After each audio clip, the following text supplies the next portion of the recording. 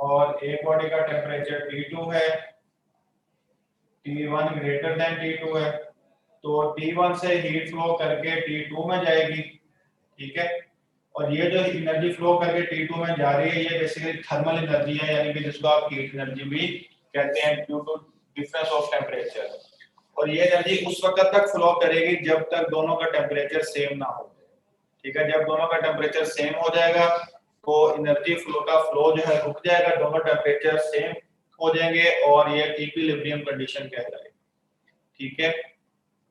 आपकी बुक में जो टीएमसी के अकॉर्डिंग है सिर्फ यही लिखा है कि सिंपल एनर्जी फ्लो उसने बताया हुआ है कि हॉट टेम्परेचर से लो टेम्परेचर की तरफ बॉडी जब एनर्जी मूव करेगी, ठीक है, वो जो मोशन या एनर्जी ट्रांजिट है वो बेसिकली हीट है, और उस वक्त तक मूव करते रहेगी, फ्लो करते रहेगी जब तक दोनों का टेम्परेचर सेम ना हो जाए।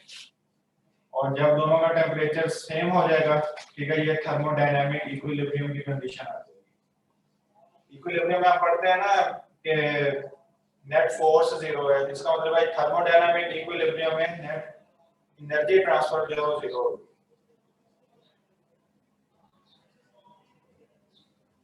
ये कुछ बेसिक सी चीजें थी टेम्परेचर और हीट से रेलेवेंट।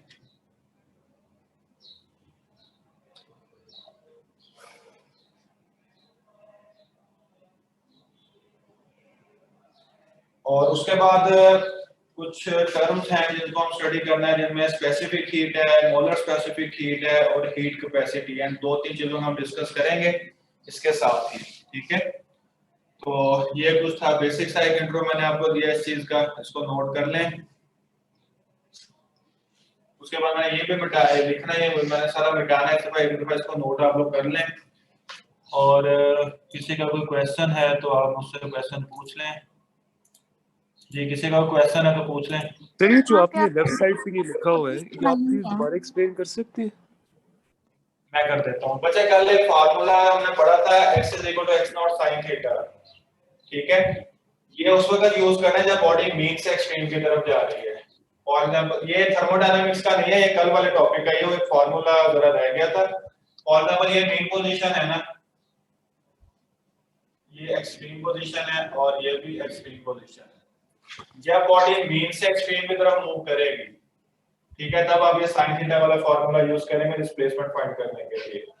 लेकिन कभी ऐसा भी होता है कहता है कि बॉडी एक्सट्रीम से मीन की तरफ मूव कर रही है।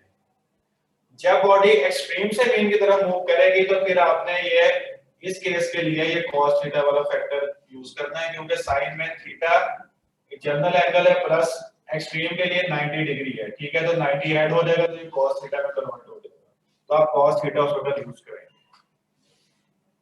ठीक है। ठीक है, थैंक यू सर। ओके, अच्छा जब हम सर टेम्परेचर की डेफिनेशन है वो, टेम्परेचर की डेफिनेशन यहाँ तक ही है तो दूसरी वाली भी पढ़नी के measure of average kinetic energy वाली? वो अगर गैस का कॉन्सेप्ट आता है ना, वो उस वक्त है जब आप गैस को स्टडी कर रहे हैं, फिर आप कहेंगे कि average translational kinetic energy directly proportional to temperature. Temperature की जो जनरल डेफिनेशन है वो यही है, मेजर ऑफ हॉटनेस और कोल्डनेस, ठीक है। ठीक है सर। सर यहाँ पे अपने डिफाइन होता है कि टेम्परेचर है क्या। ये बच्चे क्या है क्वेश्चन? सर आपने यहाँ पे 2 बॉडीज बनाई हैं जिनका टेम्परेचर डिफरेंट। सर ये हमने ऐसे नहीं पढ़ा कि एक बॉडी होगी उसका एक पार्ट हॉट और दूसरा कोल्ड होगा, तब हम उससे ये पढ़ेंगे कि हीट फ्लो करेगी, जिस तरह हम चम्मच वाली एग्जांपल छोटी क्लासेस में पढ़ते थे। इस तरह तो एटमॉस्फेयर में अगर आग जल रही है तो फिर हमें भी गर्म हो जाना चाहिए, उसके टेम्परेचर के मतलब। मैं बताता हूँ, देखें ये जो प्रोसेस है ना ये आइसोलेटेड प्रोसेस है, ठीक है ना। आइसोलेटेड का मतलब है कि आप इस तरह के आप फॉर एग्जांपल कर लें, आइसोलेटेड प्रोसेस है कि अगर दरमियान में कोई इस तरह का जो आप बात करें वो रियलिटी बेस्ड है, रियल है, ठीक है। आप इस तरह बना लें इसको, दो बॉडीज है, हमने इनको जोड़ दिया, एक का टेम्परेचर T1 है, एक का T2 है, और T1 जो है वो ग्रेटर देन T2 है, और हीट जो है T1 से T2 पे मूव करेगी, ऐसे कह रहे हैं ना आप? जी जी, ठीक है। ये चीज होती है, एक ही कांसेप्ट है, सिर्फ उसमें डिफरेंस ये है कि जब हीट T1 से T2 में जाएगी, अगर तो ये आइडियल केस है तो सिंपल T2 का टेम्परेचर इंक्रीज करेगा, लेकिन जैसे वो आपने एयर की बात की है तो इनके दरमियान जो हवा होगी एनवायरनमेंट की, वो हवा भी उस हीट को अब्सॉर्ब करेगी, हवा हीट को अब्सॉर्ब करके एक्सपैंड होगी, ऊपर की तरफ उठ जाएगी, ठीक है, वो Okay, sir. कन्वेक्शन का कॉन्सेप्ट यहाँ पर अप्लाई हो जाएगा।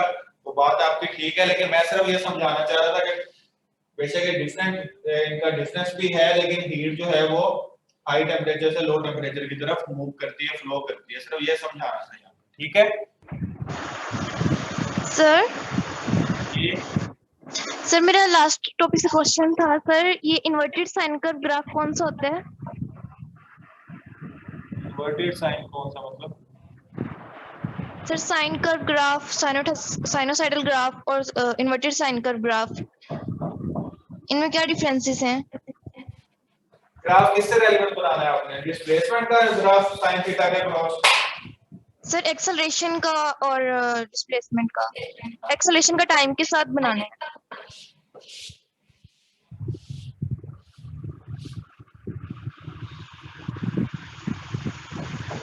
डिस्प्लेसमेंट का टाइम के साथ साइनोसॉइडल ग्राफ ये बनेगा। क्योंकि जीरो है ना, मीन टू एक्सट्रीम अगर जा रहे हैं, साइन 0 पे 0 है। वेलोसिटी एक्सेलरेशन का ग्राफ जो है, एक्सेलरेशन जो है इस केस में -x ओमेगा स्क्वायर होता है, तो एक्सेलरेशन ग्राफ इसके इनवर्स बनेगा। तो मतलब जहां पर x पॉजिटिव है एक्सेलरेशन नेगेटिव है, जहां पर x नेगेटिव है एक्सेलरेशन पॉजिटिव है। तो ये जो कल ग्राफ बना था वो दूसरा, वो f और x के दरमियान, वो ये फोर्थ और सेकंड और फोर्थ क्वाड्रेंट में इसलिए बनता है, एक क्वांटिटी पॉजिटिव तो दूसरी नेगेटिव। ये ग्राफ और ये सेम हो गई क्योंकि दोनों का साइन थीटा है, लेकिन इन्वर्ट होंगे दोनों। सर अगर डिस्प्लेसमेंट मतलब कि एक्सट्रीम पोजीशन से होगी तो फिर कैसे होगा? अगर एक्सट्रीम पे होगी तो ये वाला होगा, वेलोसिटी का। ठीक है, एक्सेलरेशन यहां से होगा। ठीक है okay sir, thank you. Sir thermal equilibrium और थर्मोडायनामिक इक्विलिब्रियम, इसमें कोई डिफरेंस है कि नहीं? थर्मल इक्विलिब्रियम दो बॉडीज है, थर्मोडायनामिक है वो पूरा एक सिस्टम आ जाता है उसमें। भाई आप उसको एक ही चीज कंसीडर कर सकते हैं, वो सिर्फ दो बॉडीज है। अगर वो बॉडी सिस्टम है तो फिर आपका वो दो बॉडीज है, लेकिन अगर आप ओवरऑल स्टडी करें दो बॉडीज हैं साथ एनवायरनमेंट भी है, तो वो फिर ओवरऑल एक सिस्टम है और थर्मोडायनामिक इक्विलिब्रियम आ जाता है। Okay sir. सर आप ये इक्वेशन थोड़ी एक्सप्लेन कर सकते हैं प्लीज? सर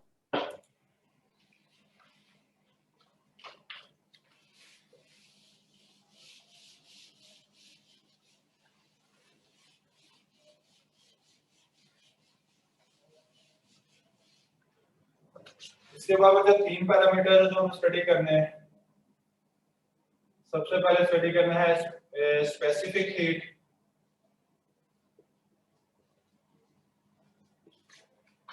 फिर हमने डिस्कस करना है मोलर स्पेसिफिक हीट, और साथ हम डिस्कस करेंगे हीट कैपेसिटी। ठीक है, स्पेसिफिक हीट क्या है? स्पेसिफिक हीट या स्पेसिफिक हीट कैपेसिटी भी इसको कह सकते हैं। ठीक है, ये एक ही चीज है।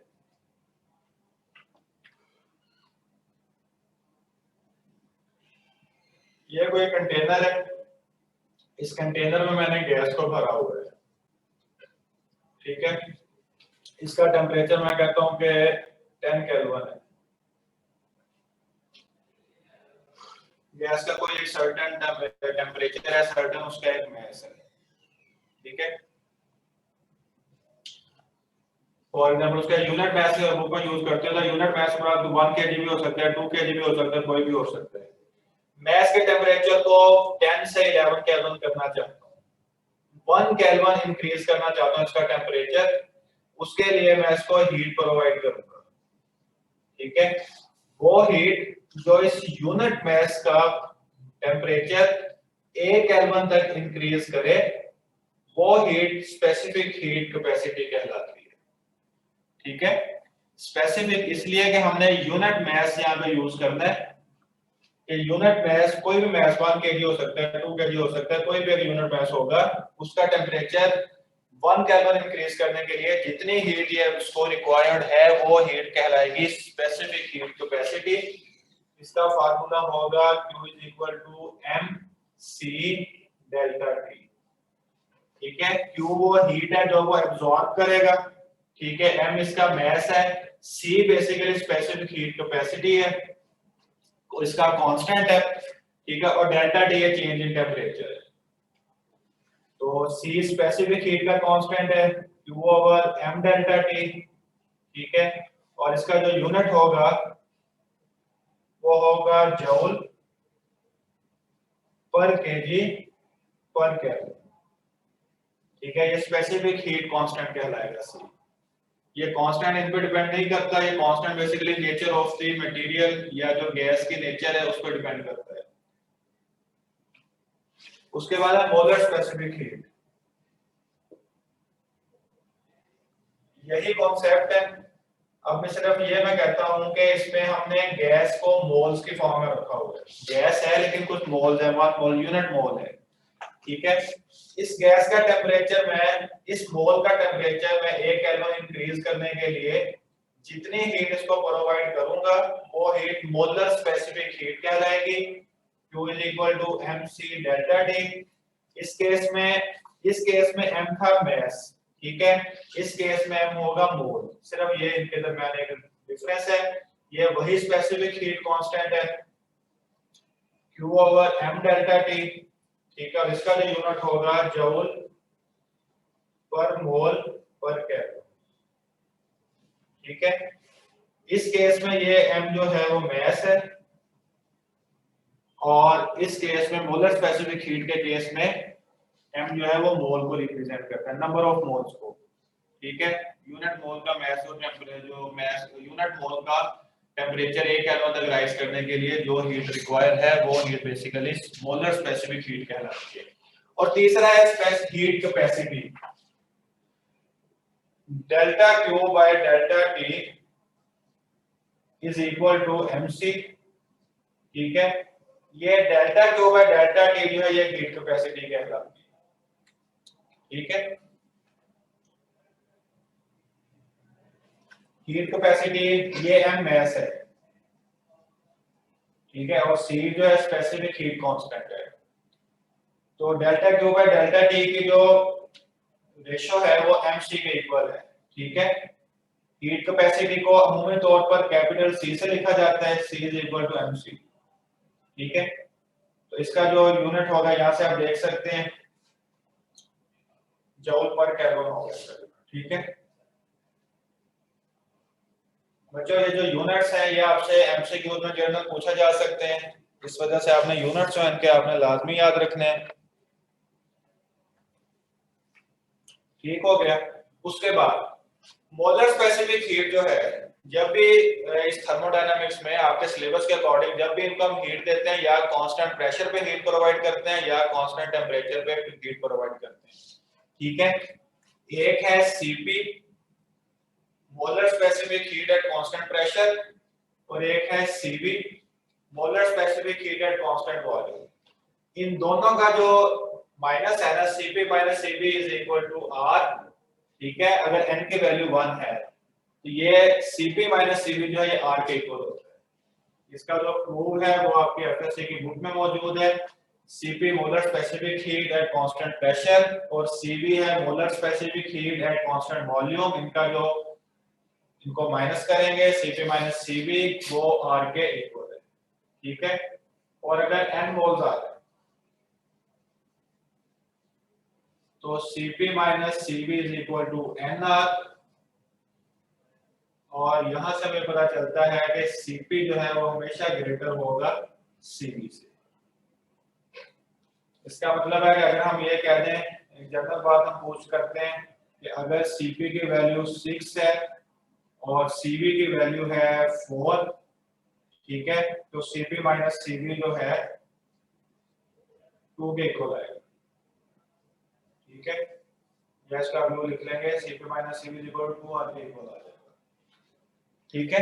इस तरह मतलब जनरल सी बात आपसे जो पूछी जा सकती है, Cp माइनस Cv जो है 2 R के इक्वल आ जाएगा।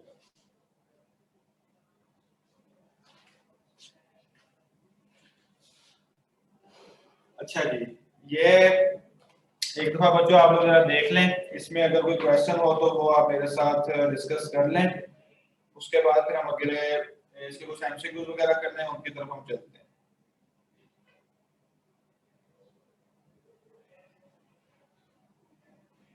एक मिनट जरा देख लें आप लोग इनको।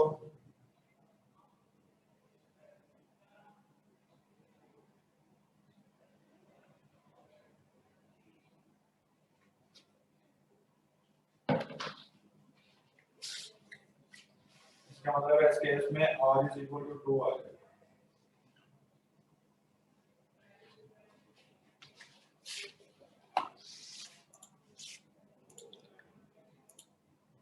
जी स्टूडेंट, इसमें किसी का कोई क्वेश्चन? सर मैंने पूछना था कि हीट कैपेसिटी को आप दोबारा एक्सप्लेन कर देंगे, क्योंकि मेरा नेट प्रॉब्लम हो गया था तो मिस हो गया मुझे। मुझे आपकी आवाज नहीं समझ आई, दोबारा बोलें।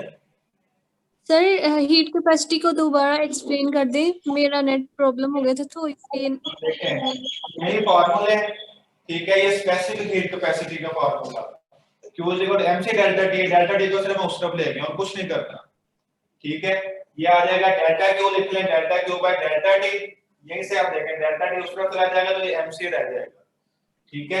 Delta Q by delta T mc के इक्वल है और ये फैक्टर हीट कैपेसिटी कहलाता है। डेल्टा Q मतलब है change in heat. Heat system में एब्जॉर्ब भी हो सकती है, सिस्टम से बाहर भी आ सकती है, लीव भी, लॉस भी हो सकती है। इस वजह से मैं डेल्टा Q लिखा है। सर ये जो R है ये जनरल गैस कांस्टेंट है? जी जी बिल्कुल बिल्कुल, गैस कांस्टेंट है। सर जो हमारे पास C है ये किस चीज पे डिपेंड करेगा? ये नेचर ऑफ द मटेरियल, जो गैस इसमें डाली हुई है उसके नेचर पे डिपेंड करता है, ठीक है। और स्पेसिफिक हीट जो है, जैसे जो मटेरियल है या जो लिक्विड है, जैसे पानी है ना, सबसे ज्यादा स्पेसिफिक हीट कैपेसिटी पानी की होती है 4200 जूल पर किलोग्राम पर केल्विन, ठीक है। उसकी रीजन ये है कि इसमें पानी को हमेशा as a cooling agent use किया जाता है, क्योंकि पानी की अगर स्पेसिफिक हीट कैपेसिटी ज्यादा है वो देर से गर्म होगा और देर से ही ठंडा होगा, ठीक है। इसका मतलब यह है कि स्पेसिफिक हीट कैपेसिटी सबसे ज्यादा वाटर की है। सर ये हीट कैपेसिटी का यूनिट जूल पर केल्विन कैसे आया है? क्या चीज? हीट कैपेसिटी का यूनिट जूल पर केल्विन कैसे आया है? क्या आप यहाँ से सॉल्व करें ना। C का जो यूनिट है ये ms है, ठीक है। C का यूनिट है जूल पर किलोग्राम पर केल्विन। एक ये वाला मैस है, इसका kg, kg प्लस और kg माइनस से कैंसिल हो जाएंगे। समझ आएगी? ये सॉल्व कर दूं मैं? जी सर। आ गया सर, आ गया। चले ठीक है। सुभान अल्लाह। चले जब हम इस एमसीक्यूज में n की वैल्यू क्या होगी? किसकी? सर n की वैल्यू। n की वैल्यू आपको बताएंगे, n नंबर ऑफ मोल्स है, ठीक है ना। वो आपको कहते हैं कि ये सारी वैल्यूज हैं। फॉर एग्जांपल वो आपको कहता है for 2 number of 2 moles of gas, ठीक है ना। तो 2 के r के nr के इक्वल आ जाए। और सर r का यूनिट यहाँ पे क्या होगा? r का ऐसे यूनिट होगा। यस। r का जो ऐसे यूनिट है उसकी जो ऐसे यूनिट की वैल्यू है वही एज इट इज यहाँ पर लाइन करेंगे। Thank you.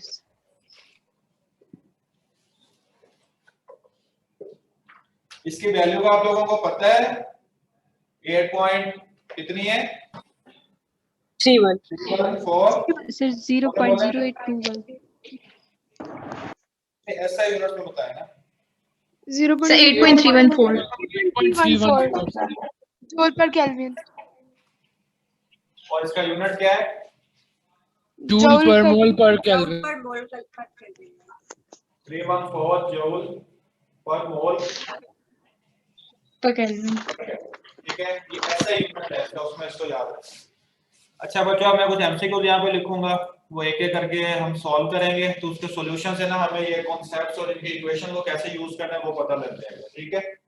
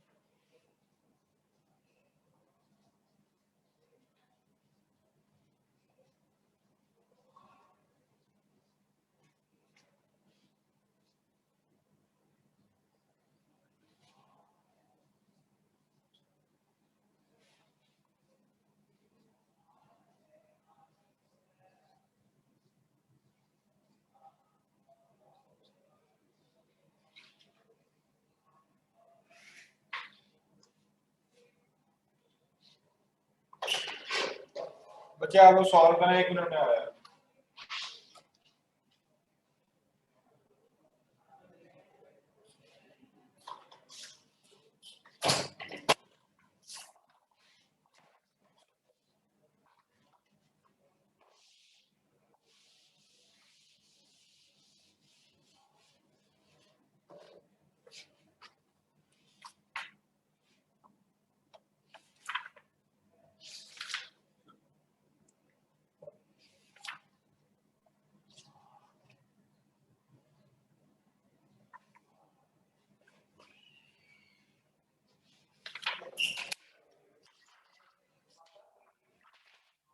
ये ब्लैक नहीं कोई?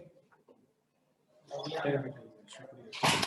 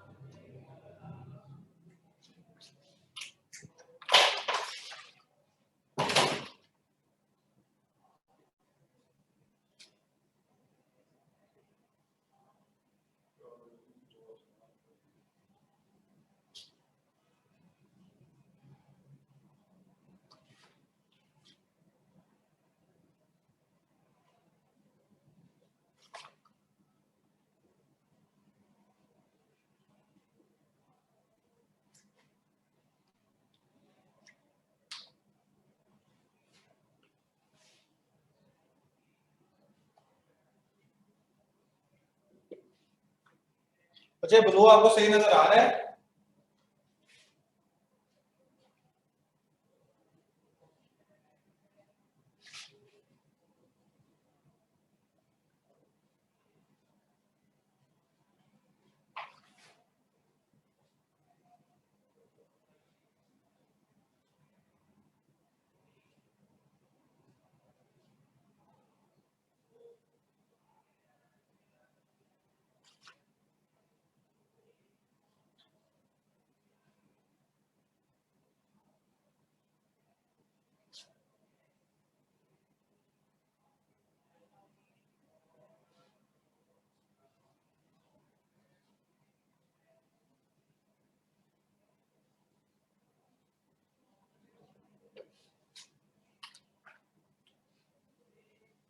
दो पैराफिन के ब्लॉक्स हैं ए और बी, इनके मैसेज गिवन है सेम टेंपरेचर पर, दोनों के टेंपरेचर सेम है, कोई हीट पाथ में हम फेंक देते हैं।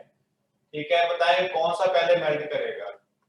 ए मेल्ट करेगा, बी मेल्ट करेगा, दोनों सेम टाइम पे मेल्ट करेंगे, कोई भी मेल्ट नहीं करेगा।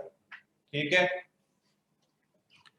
और इसके साथ एक और एमसीक्यू हम करते हैं जी।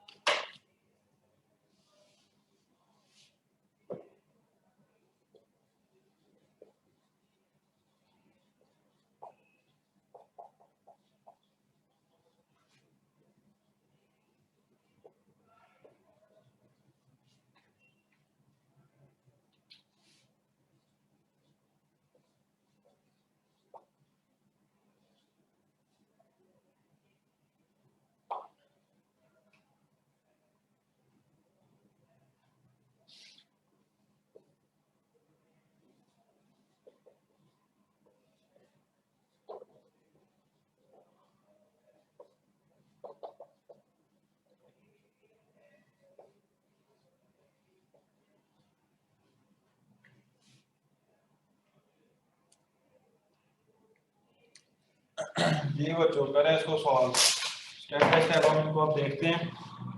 इन 3 एमसीक्यू में आपके ओवरऑल जो पढ़े उसके कॉन्सेप्ट सारे ना या इतने में क्लियर हो जाएंगे इंशाल्लाह, ठीक है।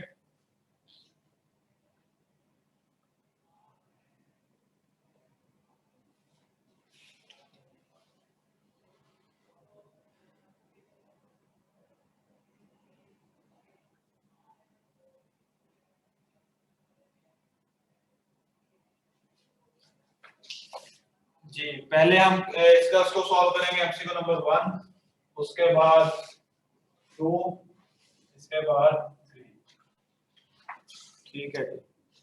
इसमें भी 1-2 पॉइंट्स भी हैं वो भी डिस्कस करेंगे।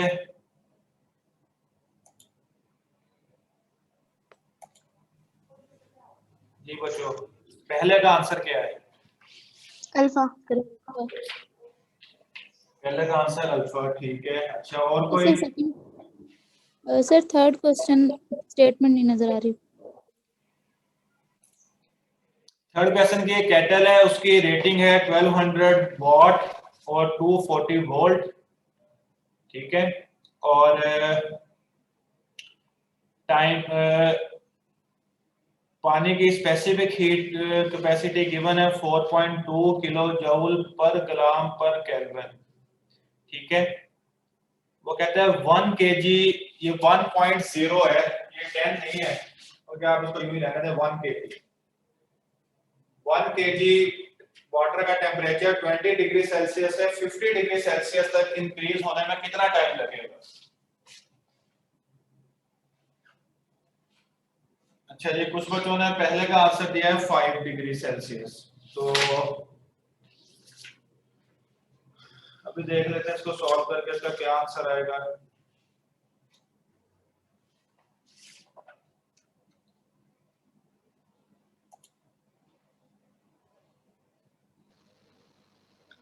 सर पहले का अल्फा ही है। ठीक है पहले का अल्फा, ठीक है। अच्छा जी देखें डेटा गिवन क्या है, कॉपर की स्पेसिफिक हीट गिवन है, सी गिवन है, ठीक है। 100 वॉट पावर गिवन है और मास गिवन है, टाइम गिवन है, पॉसिबल राइज इन टेम्परेचर हमने फाइंड करना है क्या होगा, ठीक है। तो फॉर्मूला यहीं पर लिखता हूं, Q is equal to mc delta T, ठीक है। ये डेल्टा टी हमने फाइंड करना है, ठीक है। Delta T is equal to Q by mc, ये फॉर्मूला बनेगा। तो Q यहाँ पर क्या आएगा आप लोगों ने बोलेगा, एक मिनट ठहरें जरा, कोई और किसी और से मैं पूछता हूँ। जी स्टूडेंट यहाँ पे Q क्या आएगा? Q की वैल्यू तो गिवन नहीं है, तो Q क्या आएगा? सर पावर मल्टीप्लाई बाय इसको टाइम। पावर इनटू आप टाइम ठहरे करेंगे। हैं सर पावर को टाइम से मल्टीप्लाई करें। आप लोग तो ठहरे हैं। एक कोई और student? Sir power times time. हमने पावर का फॉर्मूला पढ़ा था W/T, ठीक है। साथ ही कहा था ये कोई वर्क डन कोई भी हीट के इक्वल हो सकता है, वर्क डन किसी भी हीट एनर्जी पोटेंशियल काइनेटिक किसी के इक्वल भी हो सकते हैं, ठीक है। तो Q इस केस में यहाँ पर अगर हम Q पुट करेंगे तो ये हो जाएगा PT/mc, ठीक है। ये आपका फॉर्मूला, इसमें आपने वैल्यूज पुट करनी है, एक चीज। दूसरी चीज देखिए आंसर आपका डिग्री सेल्सियस में, टेम्परेचर को डिग्री सेल्सियस में ही आपने रहने देना है, यानी डेल्टा टी आपका डिग्री सेल्सियस में उसको वही रहने देना है। एक बात मैंने आपको और बतानी है इसके साथ। अच्छा दूसरे पे आए, सेकंड का ऑप्शन क्या होगा? Sir alpha. अल्फा, ठीक है। और कोई? Alpha sir. अल्फा। ठीक है।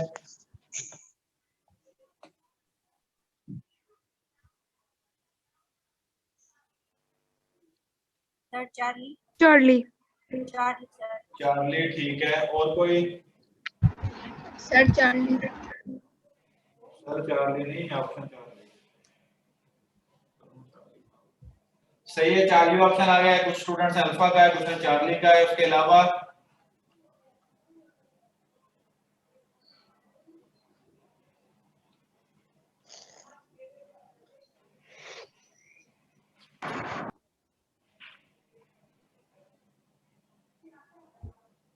सर एक बार फिर से स्पेसिफिक हीट कैपेसिटी और हीट कैपेसिटी में डिफरेंस तो बता दें। हीट कैपेसिटी को बच्चों तो फार्मूला है ना, स्पेसिफिक हीट कैपेसिटी है, आपके पास एक मैस है, आपने कह दिया कि मेरे पास 1 kg मैस है, उसका टेम्परेचर 1 केल्विन इंक्रीज करना है, ठीक है। अब आपने मैस को स्पेसिफाई किया है, स्पेसिफिक कर दिया है, उस स्पेसिफिक मैस का टेम्परेचर 1 केल्विन तक इंक्रीज करने के लिए जितनी एनर्जी रिक्वायर है, जितनी एनर्जी आपको देनी पड़ेगी, ठीक है, वो स्पेसिफिक हीट कैपेसिटी कहलाएगी। स्पेसिफिक का वर्ड इसलिए साथ आ रहा है, Q is equal to mc delta T, और अगर आप डेल्टा T को Q के साथ डिवाइड कर दें Q ओवर डेल्टा T, ठीक है, तो वो हीट कैपेसिटी बन जाती है। हीट कैपेसिटी जनरल है, उस पे स्पेसिफिक मैथ नहीं, उसका एक मैथ है, क्वांटिटी का टेम्परेचर इंक्रीज करना है Q/T, वो mc जो है वो आपकी स्पेसिफिक हीट कहलाए और हीट कैपेसिटी कहलाएगी, ठीक है। तो इसमें देखें क्या बनता है इसका आंसर। पैराफिन के ब्लॉक्स हैं, इसका मतलब है इनका C कांस्टेंट है, टेम्परेचर भी सेम है, ठीक है, टेम्परेचर भी सेम है और मटेरियल भी सेम है, तो इसका मतलब है इनका C भी सेम है, टेम्परेचर भी सेम है। डिफरेंट क्या चीज है, डिफरेंट आ रहा है यहां पर, मैस डिफरेंट है, ठीक है, इसका मतलब है मैस स्पेसिफिक नहीं है, ये पॉइंट यहां से याद रखिएगा, मैस यहां पर स्पेसिफिक नहीं है, तो इनके मेल्ट होने या ना होने या किसके पहले होने का डिपेंडेंट है किस चीज पर, हीट कैपेसिटी पर। तो हमने ये पढ़ा है कि हीट कैपेसिटी जो है वो डायरेक्टली प्रोपोर्शनल मैस के होती है, ठीक है, जिसका मैस कम होगा उसकी हीट कैपेसिटी कम होगी, इसका मतलब है वो जल्दी मेल्ट हो जाएगा, जिसका मैस ज्यादा उसकी हीट कैपेसिटी उतनी ज्यादा, मतलब उतनी ज्यादा हीट को एब्जॉर्ब कर सकता है, वो उतनी लेट जो है मेल्ट होगा, तो इस वजह से इसका आंसर जो है वो अल्फा होगा और इसका भी अल्फा होगा। बच्चे इस चीज की समझ आई आप लोगों को? सिर्फ फर्स्ट एमसीक्यूज की नहीं समझ आई, सेकंड की आ गई। बस मैं आपको सॉल्व करवा देता हूं दोबारा, थर्ड वाला करें तो थर्ड और फर्स्ट एक जैसे ही है। सर थर्ड वाले में आपने डेटा मेरे ख्याल से ठीक नहीं लिखा। डेटा कहां से मिस्टेक आ रही है आपको? सर आपने 5.5 लिखा है ना? सर जो C की वैल्यू है ना वो 4.2 किलो जूल्स पर किलोग्राम होती है, या तो 4.2 जूल पर ग्राम होती है, तो आपने 4.2 किलो जूल पर ग्राम लिखी हुई है वाटर के लिए। एक मिनट ठहरें। Yes sir.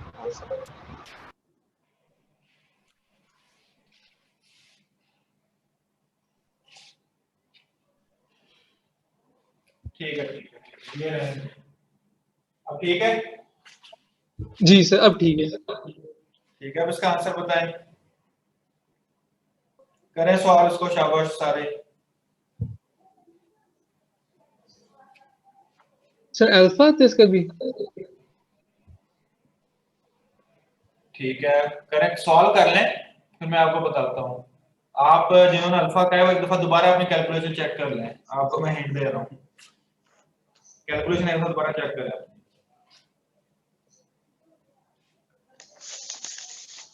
सर ये सेकंड एमसीक्यू समझा दें। कौन सा? सर सेकंड वाला। मुझे देखिए सेकंड में कॉन्सेप्ट आपने कैसे अप्लाई करना है और कौन सा तीनों में से करना है, स्पेसिफिक है, मोलर स्पेसिफिक, मैस है ना, तो इसका मतलब है या स्पेसिफिक हीट वाला है या हीट कैपेसिटी वाला है, पहली बात। दूसरी चीज मैस डिफरेंट है, इसका मतलब ये है कि स्पेसिफिक हीट का कॉन्सेप्ट भी नहीं है, स्पेसिफिक हीट का कॉन्सेप्ट दोनों के लिए मैस जो है वो यूनिट मैस होता है, ठीक है, इस वजह से इसका मतलब है ये एक कॉन्सेप्ट रह जाता है, वो हीट कैपेसिटी वाला है। और ये वाला एमसीक्यू हीट कैपेसिटी से सॉल्व होना है। हीट कैपेसिटी में हमने पढ़ा है कि जो हीट कैपेसिटी है वो मैस के डायरेक्टली प्रोपोर्शनल है, जिसका मैस ज्यादा होगा उसकी हीट कैपेसिटी ज्यादा होगी, ठीक है, उसका उतना ज्यादा टाइम लगेगा मेल्ट होने में, और जिसका मैस कम होगा उसको मेल्ट होने में उतना टाइम कम लगेगा। तो ए का मैस कम है, इस वजह से वो पहले मेल्ट हो जाएगा। बात समझ आई? जी सर थैंक यू। ठीक है, मतलब ये जो डेटा है, डेटा से आपने पहचान करनी है, आपने रेकग्नाइज करना है कि कौन सा कॉन्सेप्ट अप्लाई हो रहा है। अगर यहाँ पे मोल्स होते तो डायरेक्ट मोलर स्पेसिफिक हीट का कॉन्सेप्ट आ जाता, अगर मोल्स होते यहाँ पे, ठीक है ना, उससे ये सॉल्व होना था। अच्छा, ये थर्ड वाला किसी ने किया? इसमें थोड़ी मैथमेटिकल वेरिएशन आनी है कुछ, ये सीधा सीधा नहीं है। इसमें तो कॉन्सेप्ट पहला जिसने कर लिया उसके लिए तीसरे का कॉन्सेप्ट भी सेम है, लेकिन सिर्फ ये है कि उसमें थोड़ी वो वेरिएशन आनी है कैलकुलेशन में। मैं सिर्फ वो चाह रहा हूँ कि आप लोग एक दफा उस वेरिएशन से निकल जाएं, वो मैं आप लोग जरा देख लें एक दफा। सर डेल्टा थर्ड का डेल्टा नहीं, डेल्टा भी नहीं इसका ऑप्शन। चलो मैं ये भी बता देता हूँ।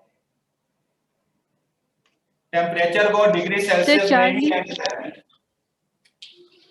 अब तो सारे बोल रहे हैं, कोई तो एक होगा। टेम्परेचर को डिग्री सेल्सियस में ही रहने देना है, क्योंकि 1 degree Celsius is equal to 1 Kelvin scale की बात है, वो भी मैं अभी आपको समझाता हूँ। टेम्परेचर को चेंज नहीं करना आपने। अच्छा बच्चों, सेकंड वाला why is that voltage 240 volts? Yes, 240 volt are voltages and 1200 watt is power. Okay. I didn't understand why you involved voltage. What? One second. Yeah, sure. Okay, हाँ जी, अब बोलेंगे आप कुछ नहीं? What are you asking? Sir, I don't understand why you involved voltage. It's not like I don't know which equation to use when you involve voltage. No, involvement of voltage only creates a confusion. इसी में बड़े easy लफ्जों में बता रहा हूँ। जब भी MCQ आता है ना बच्चों, उसमें इस तरह की कंफ्यूजन की आ सकती है, ठीक है। आप लोगों ने इसमें देखना क्या है, अब देखें, जैसे आप लोगों ने इसको स्टेटमेंट पढ़नी है, ठीक है, आपको यहाँ से फौरी तौर पर पता चल जाएगा ये स्पेसिफिक हीट का कॉन्सेप्ट यहाँ पर अप्लाई हो रहा है, ठीक है। तो 3 के लिए Q is equal to mc delta t, ठीक है। अब उसके साथ उसने पावर दी है और टाइम पूछा हुआ है। जब पावर और टाइम का वर्ड आ जाए तो इसका मतलब है आप Q is equal to pt put करें, ठीक है। थर्ड समझ रहे हैं, जिनको फर्स्ट की समझ में आई थी वो यहाँ से समझ आ जाएगी उनको, ठीक है। तो Q is equal to pt is equal to mc delta t, t यहाँ से आ जाएगा mc delta t divided by p, value put करें। मैस की वैल्यू है 1, सी की वैल्यू में आपने मिस्टेक करनी है। ये देखें, जूल पर ग्राम पर केल्विन, ठीक है। ये ऐसा यूनिट में नहीं है, इसको ऐसा यूनिट में कन्वर्ट करें, 10 raised to power 3 को मल्टीप्लाई भी करें, डिवाइड भी करें, ठीक है। यहां से सिर्फ कंफ्यूजन है। तो सर उसकी जगह आप मैथ जो है वो 1000 ग्राम ले लें, एक ही बात है। 10 कैसे? नहीं, इसे आप ऐसे यूनिट में कन्वर्ट करें ना, इसे 1000 से मल्टीप्लाई कर दें। नहीं, जो आपका 1 किलोग्राम वाटर है उसको आप 1000 ग्राम्स कह दें, एक ही बात है। तो फिर आपका आंसर किस में आ रहा है एंड पे? वो मिनट्स में या सेकंड में नहीं ना आएगा, एंड पे जाकर फिर नहीं, आप सेकंड में आ जाएगा ना आखिर में, क्योंकि आपका वो पर ग्राम है और आपका न्यूमरेटर में ग्राम आ जाएगा। तो आप ग्राम देखें, ग्राम उसका ऐसा यूनिट तो नहीं है, कॉन्सेप्ट आपका ठीक है, लेकिन आपकी क्वांटिटी ऐसा यूनिट में तो नहीं है ना, आप तो उसे नहीं ग्राम आ में जाएगी सर। आखिर में बात वही बनती है, आप 1 को 4200 से मल्टीप्लाई करें या 4.2 को आप 1000 से मल्टीप्लाई करें, तो बात तो आखिर में एक ही बन जाती है। ठीक है, फिर आपकी मिस्टेक कहाँ पे आ रही है? मिस्टेक तो नहीं सर, आंसर पता नहीं, वो आप जरा सॉल्व करें। मेरा 105 सेकंड्स आ रहे हैं जो कि 1.75 मिनट्स होते हैं। 105 आंसर आ रहा है 4200, ठीक है, मल्टीप्लाई का डेल्टा टी है 30 डिग्री सेल्सियस जी, ठीक है, और जो पावर है वो है 1200, हाँ ठीक है। ये देखें आंसर सर 105 सेकंड्स आ रहे हैं जो कि 1.75 मिनट्स होते हैं। एक मिनट है, ये 30 डिग्री सेल्सियस का 30 वैल्यू है, ये आ जाएगी 4, ठीक है, 40, ठीक हो गया। अब इसको इसके साथ सॉल्व करें। 40 1 का 40 और 20 बचे 150। ये 150 सेकंड आ रहा है। आपका ये आया है सर 150 नहीं 105 आएगा। बस सर 105 आएगा। सॉरी 2 बचे। एक मिनट 40 2 20 105 seconds. 105। तो सर वो ऑप्शंस गलत है ना, वो 105 सेकंड्स 1.75 मिनट्स होते हैं। एक मिनट है ना, जरा मुझे देखने दें।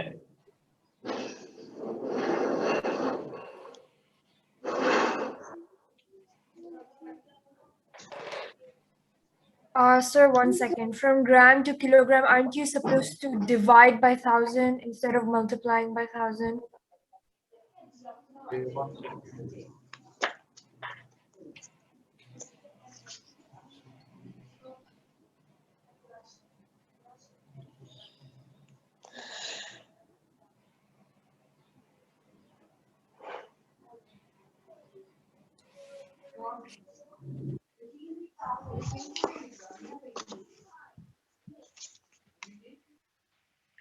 एक मिनट ठहरेगा, मैंने अपने स्टेटमेंट देख लूं। मैंने उसमें ठीक है, आपका 105 ही आ रहा है। ठीक है, एक मिनट मुझे उसके देखने दें कि उसके स्टेटमेंट में कोई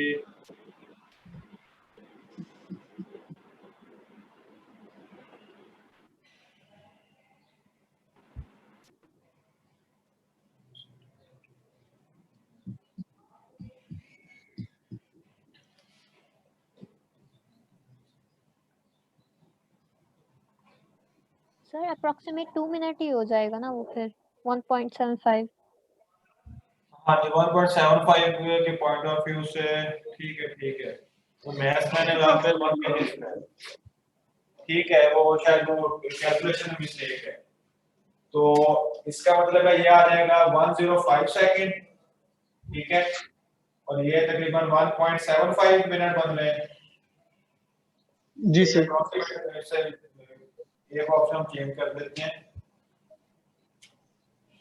1.75। तो सर वो मैंने उससे 1000 ग्राम लेके किया था, मेरा भी सेम आंसर आ गया था। ठीक है, वो हो जाएगा, बैलेंस हो गया ना। आपने 1000 से उसको कर दिया, वो भी ठीक है, बैलेंस हो जाएगा। सही है। Sir, जी you tried to change 4.2 to kilograms, right? Yes. And it's in grams. So aren't you supposed to divide by 1,000? Yes, multiply and divide by 1000, then it will be converted into kilograms. Yeah, but in the equation you multiplied it by 1,000. दोबारा बताएं क्या पूछ रही हैं? Again, ask. Sir, in the equation 4.2, right? You're supposed to divide by 1,000, yeah, but in the equation you multiplied by 1,000. Okay, 1 second. तो grams denominator में है ना, तो आप डिनोमिनेटर को 1000 से डिवाइड करेंगे ऊपर। To convert this gram into kilogram and multiply and divide this equation by 10 power 10 raised to power 3. Okay, 4.2 multiplied by 10 raised to power 3. This will be equal to 4200, and 10 raised to power 3 becomes kilogram. This will be converted into kilogram. Okay, is it clear, or should I solve it? Can you solve it? I still don't. I have that. Have you solved it? Yeah, or should I solve it? Can you solve it again? Because I solved it, but I'm not getting the same answer. Okay.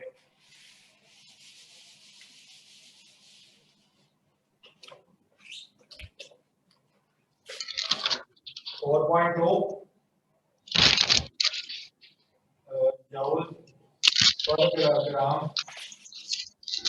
कर देना per gram per calorie. 4.2 multiplied by 10 raised to power 3 divided by 10 raised to power 3 joule gram calorie. Is this clear? This step is clear to you? Sir, why did you divide by 10 times 10 to the power 3? Why did you divide it? Okay. In this statement, this mass is grams.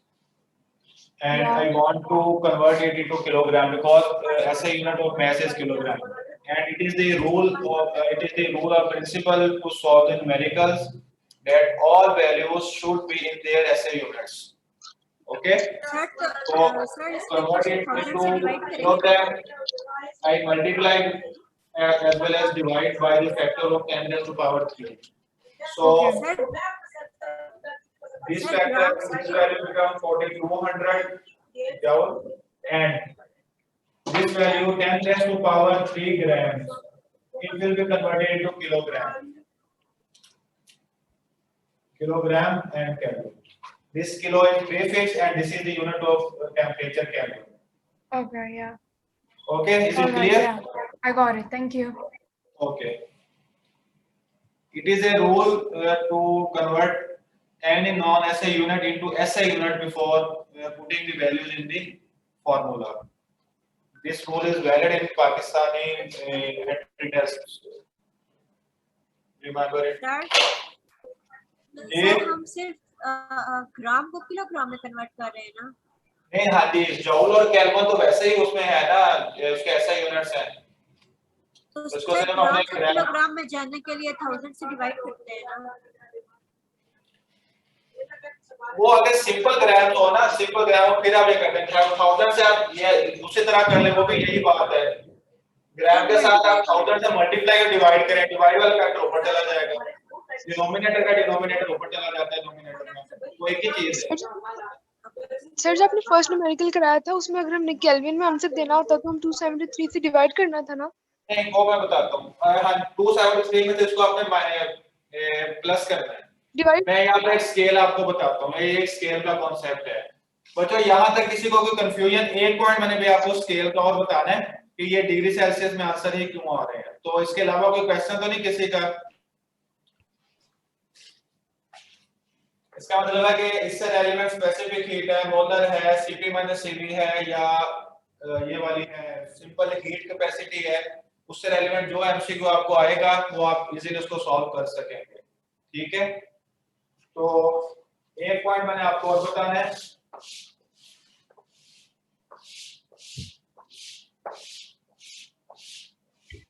एक तो तरीकाकारी होता है कि अगर degree Celsius में है ना, degree Celsius में 273 ऐड कर देंगे तो टेम्परेचर केल्विन में चला जाएगा। ठीक है, इसका जो 5 डिग्री है ये इक्वल हो जाएगा, अगर आप इसको इस फॉर्मूले से करते हैं 278 केल्विन।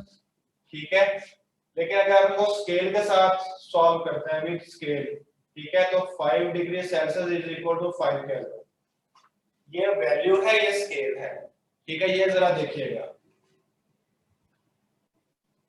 मैं वाटर की बात करता हूँ, ये डिग्री सेल्सियस में और ये केल्विन है। ठीक है, ये वाटर का फ्रीजिंग पॉइंट है, 0 डिग्री पे जाके वाटर फ्रीज हो जाता है, या ये 273 होगा, और बॉइलिंग पॉइंट जो है वो होगा 100 डिग्री सेल्सियस। ठीक है, या होगा 373 केल्विन। अब आप ये देखें कि इनके जो स्केल्स में डिफरेंस आ रहा है 100 का, और यहाँ भी डिफरेंस आ रहा है 100 का। इसका मतलब है कि अगर 1 डिग्री सेल्सियस टेम्परेचर में चेंज आएगी तो 1 केल्विन टेम्परेचर में चेंज आएगी। स्केल के पॉइंट ऑफ व्यू से, स्केल के पॉइंट ऑफ व्यू से वैल्यू फाइंड नहीं करनी, स्केल की मैं बात कर रहा हूँ। थर्मोडायनामिक्स में स्केल यूज किया जाता है। स्केल के कॉन्सेप्ट से आप ये देखेंगे कि 1 डिग्री सेल्सियस में अगर टेम्परेचर में चेंज आती है तो इसका मतलब है उसके कॉरेस्पॉन्डिंगली 1 केल्विन चेंज आएगी टेम्परेचर में। ठीक है, अगर आप उसकी वैल्यू फाइंड करना चाहते हैं तो जो डिग्री सेल्सियस होगा उसमें 273 ऐड कर देंगे तो आपको वैल्यू पता चल जाएगी। ये स्केल की चेंज और ये वैल्यू, इन दोनों में डिफरेंस आपको समझ आ गई?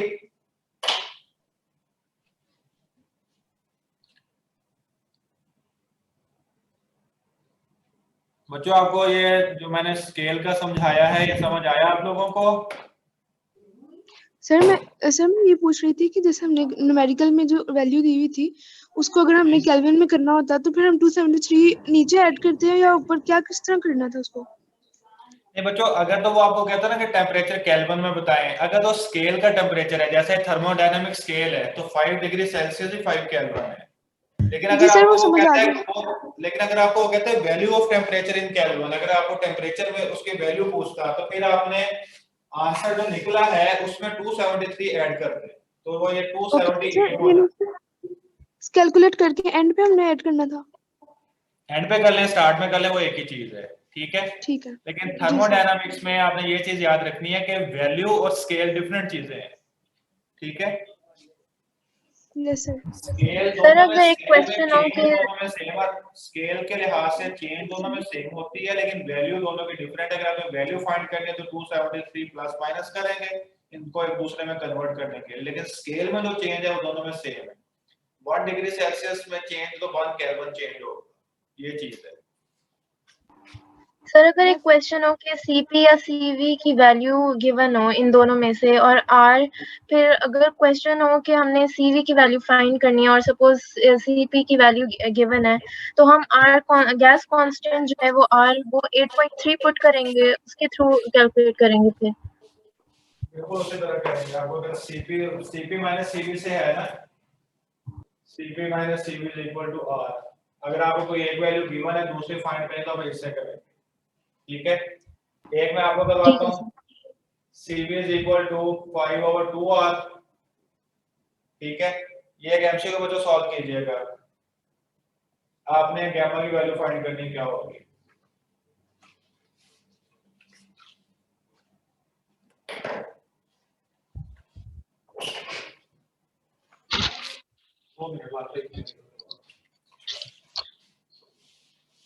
CV गिवन है 5/2R, आपने गामा फाइंड करना है। ठीक है, दो चीजें आपने फाइंड करनी है, आपकी होम असाइनमेंट है, और उसके साथ आपने इनवर्स गामा भी फाइंड करना है। ठीक है, दो चीजें फाइंड करनी है और परसों मुझे आप लोगों ने इसका आंसर देना है। और परसों बच्चे आपके यूनिट नंबर 4 की डिस्कशन होगी, वो इंशाल्लाह डिस्कशन हम करेंगे, और ये आप लोगों ने लिख लें, ये आप लोगों की होम असाइनमेंट है। परसों मुझे इसका आंसर आप लोगों ने लाजमी बताना।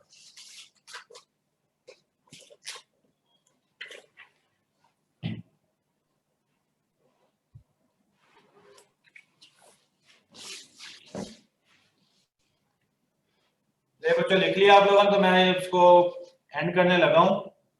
ये परसों मुझे आंसर इसका आप लोगों ने बताना है, इसमें 2-3 आपके फार्मूला जो है रिवाइज हो जाएंगे। सर स्पेसिफिक हीट कैपेसिटी और हीट कैपेसिटी का डिफरेंस एक बार फिर से बता दें, सिग्नल वो खराब हो गए थे उस वक्त। स्पेसिफिक हीट कैपेसिटी होती है कि एक यूनिट मास का टेम्परेचर आपने 1 केल्विन इंक्रीज करना है, वो स्पेसिफिक हीट होती है। ठीक है, और उसका फार्मूला है Q is equal to mc delta T। ठीक है, और हीट कैपेसिटी ये है कि आपने Q बाय डेल्टा T कर देंगे ना, Q बाय डेल्टा T। एक आपके पास मास है, उसका आपने टेम्परेचर इंक्रीज करना है, वो मास में फिक्स नहीं है। ठीक है, एक बॉडी का टेम्परेचर है, अगर एक बॉडी का टेम्परेचर आपने इंक्रीज करना है, उसके लिए जो हीट कैपेसिटी हीट है वो हीट कैपेसिटी उसकी होगी। लेकिन अगर एक स्पेसिफिक मास का टेम्परेचर 1 केल्विन इंक्रीज करना है, वो स्पेसिफिक हीट कैपेसिटी होगी। ये डिफरेंस है। ये न्यूमेरिकल बच्चों आप लोग लिख लें, और ये परसों इंशाल्लाह ताला आप ही मुझे इसका आंसर बताएंगे, गामा किसके इक्वल है और गामा इनवर्स किसके इक्वल है।